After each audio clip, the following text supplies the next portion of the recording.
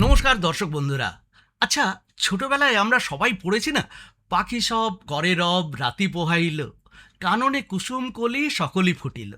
কিন্তু 2026 সালের কলকাতায় এসে সকালেই পাখির ডাক নয়, ঘুম ভাঙছে একটা গম্ভীর প্রশ্নে। আজ স্কুলের টিফিনে ডিম মিলবে তো, নাকি শুধুই নিরামিষ ডাল ভাত? হ্যাঁ ভাই, রাজ্যের মিড ডে মিল নিয়ে এখন এক তুমুল তোলপাড় কাণ্ড। কলকাতায় সরকারি স্কুলগুলোতে নাকি এখন দুপুরের খাবারের দায়িত্ব নিচ্ছে ইসকন। আর ইসকন মানেই খাঁটি সাত্ত্বিক পেঁয়াজ রসুন ছাড়া নিরামিষ আহার।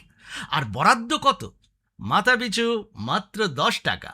ব্যাস, এই ঘোষণার পর থেকেই সোশ্যাল মিডিয়ায় এমন এক অদৃশ্য মহাযুদ্ধ শুরু হয়েছে, যা দেখে স্বয়ং কুরুক্ষেত্রের যুদ্ধ লজ্জা পেয়ে যাবে। চলুন আজকের এই নিরামিষ খিচুড়ির ভেতরে আসল মশলাটা একটু চেখে দেখা যাক। ये बड़ी अच्छी बात कही आप। তো এই ঘোষণার পর আমাদের ভার্চুয়াল দুনিয়ার বুদ্ধিজীবীরা স্পষ্ট দুটো ভাগে ভাগ হয়ে গেছেন। এক দলের বক্তব্য, আহা কি চমৎকার পদক্ষেপ, ইসকন কত হাইজেনিক, কত পরিষ্কার পরিচ্ছন্ন খাবার দেবে, অন্তত বাচ্চারা পুষ্টিকর আর পবিত্র খাবার পাবে। আর তখনই অপরপক্ষ তেড়ে এসে বলছেন, দাঁড়ান মশাই, এটা তো একটা চক্রান্ত, বাঙালির খাদ্যাভ্যাসের ওপর এটা কি একটা স্পষ্ট গেরুয়াকরণ নয়? ইলিশ চিংড়ি পাঁঠার মাংসের দেশে বাচ্চাদেরকে ওই রসুন পেঁয়াজ এসব ছাড়াই খাবার খেতে হবে? কোনো মানে হয়? मरना तेरे को डर नहीं लगता? তবে আসল মজাটা কিন্তু এখানে নয়। আসল মজাটা হলো আমাদের রাজনৈতিক নেতাদের মেমোরি লস বা স্মৃতিভ্রমের খেলায়। নির্বাচনের ঠিক আগের দিনগুলোর কথা মনে আছে আপনাদের? যখন ভোট পাওয়ার জন্য এক একটা রাজনৈতিক দল ঠিক কি কি না করেছিল। ভোটের আগে বিজেপির বড় বড় নেতারা বুক ঠুকে বলেছিলেন, বাঙালি কি খাবে না খাবে তা নিয়ে আমরা নাক গলাবো না, বাঙালির খাদ্যাভ্যাস যেমন আছে তেমনই থাকবে। শুধু মুখে বললে তো বাঙালি বিশ্বাস করবে না। তাই দিল্লির বড় বড় নেতারা সোজা কলকাতায় এসে ক্যামেরার সামনে বসে গেলেন। এই দেখুন দিদি ভাই, দাদা ভাই, সবাই দেখুন, আমি কিন্তু খাঁটি বাঙালি মাছের ঝোল খাচ্ছি। হ্যাঁ, এই দেখুন আমি কেমন চিংড়ির মালাইকারি খাচ্ছি, তারপরে ওই মাছের ঝোল খাচ্ছি, মাংসও খাচ্ছি। দেখুন এখানে মাংসও আছে। দেখুন, আমরা কিন্তু কাউকে কোনো জোর জবরদস্তি করছি না। হ্যাঁ, যে যা খাবেন তাই খাবেন। আমি তো খাচ্ছি, আমি যখন খাচ্ছি তখন আপনারা খাবেন না কেন? নিশ্চয়ই খাবেন। মাছ খাবেন, মাংস খাবেন, ডিম খাবেন, যা আপনার পছন্দ হয় তাই খাবেন। আমরা কখনো বলছি না যে আপনাকে নিরামিষ খেতে হবে। না না না, ওটা কোনো কাজের কথাই না। মিডিয়াতে তখন খবরের হেডলাইন হচ্ছিল, দিল্লির নেতার পাতে কলকাতার রুই পোস্ত। ভোট মিটে যেতেই সেই মাছের ঝোল যেন কর্পূরের মতো উড়ে গেছে।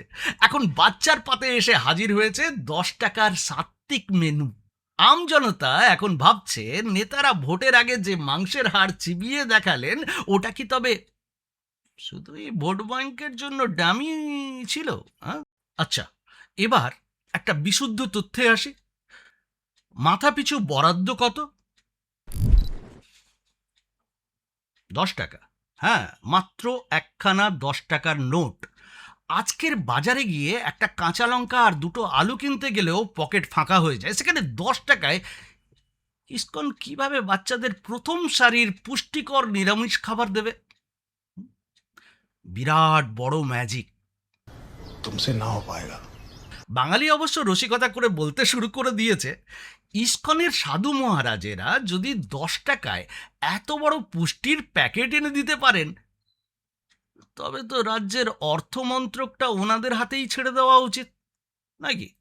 पैसा ही पैसा होगा।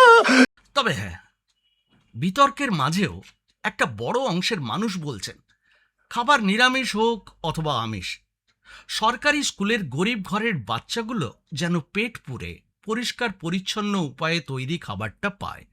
কারণ রাজনীতির রং যাই হোক না কেন, বাচ্চারা খিদের তো কোনো রং হয় না। মোদ্দা কথা হলো, ভোটের আগে নেতারা বাঙালির পাতে মাছ মাংসের স্বপ্ন দেখান, আর ভোট ফুরোলেই সেই পাত থেকে পেঁয়াজ রসুনও গায়েব হয়ে যায়। রাজনীতিতে এই মেনু বদল নতুন কিছু নয় কিন্তু। समझ रहे हो समझ रहे हो आप समझ रहे हो ना। এখন দেখেন কলকাতার স্কুলগুলোতে এই নিরামিষ প্রজেক্ট কতদিন স্থায়ী হয়, আর তৃপ্তির সাথে বাচ্চারা আদৌ তাদের মিড ডে মিল উপভোগ করতে পারছে কিনা। আপনাদের কি মতামত বন্ধুরা? বাচ্চাদের এই নতুন নিরামিষ ডায়েট চার্ট কি সত্যিই ভালো, নাকি এর পেছনে লুকিয়ে আছে অন্য কোনো রাজনীতির রেসিপি? কমেন্টে আপনার রসালো মতামত জানাতে ভুলবেন না। আজকের মতো এখানেই শেষ করছি। চোখ রাখুন পরবর্তী খবরের পাতে। নমস্কার। আমার চ্যানেলের নাম কমলেশের সাথে পাবলিক আড্ডা। সবাই মিলে চ্যানেলটিকে সাবস্ক্রাইব করুন, লাইক করুন, শেয়ার করুন, আর কমেন্টে এসে আপনার মতামত লিখুন। যেভাবে রসালো ভঙ্গিতে আপনাদের সামনে প্রেজেন্ট করার চেষ্টা করছি আমার এপিসোডগুলো, আপনাদের কমেন্টের মধ্যেও সেই রস আমি চাইছি।